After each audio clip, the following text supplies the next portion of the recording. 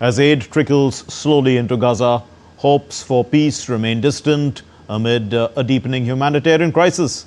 Ceasefire talks in Doha have stalled, with Qatar citing Israel's expanding offensive as a major obstacle. Meanwhile, Israel has responded to warnings from Western leaders over its military actions, blaming France for advancing its two-state solution initiative to the Israeli-Palestinian conflict.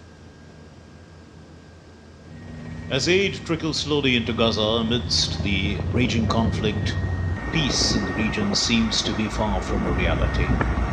As the ongoing international efforts to mediate peace in the Israel-Hamas conflict continue, Qatar's Prime Minister Sheikh Mohammed bin Abdul Rahman Al Thani said on Tuesday that negotiations in Doha for a ceasefire and hostage deal have stalled due to fundamental differences between the two sides.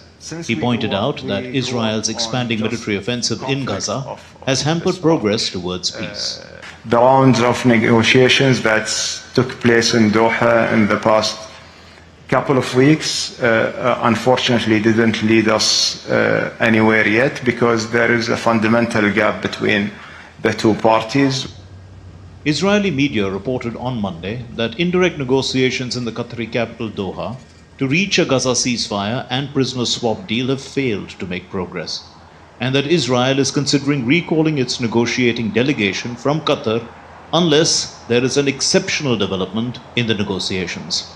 The United Nations said it has received permission from Israel for about 100 more emergency aid trucks to enter Gaza, though the first supplies to have entered in weeks remained under Israeli control.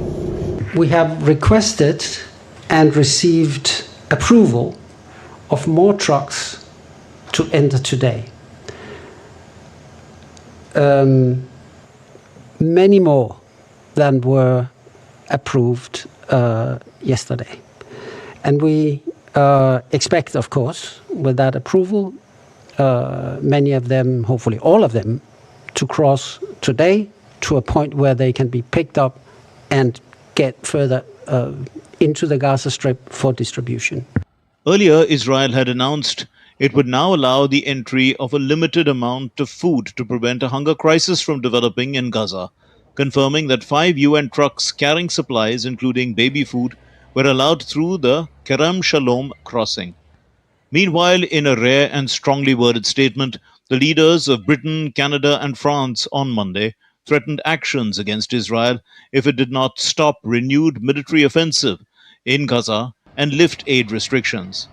Israel, however, responded to the joint statement rejecting their demands and blaming France for pushing its initiative of a two-state solution to the Israeli-Palestinian conflict.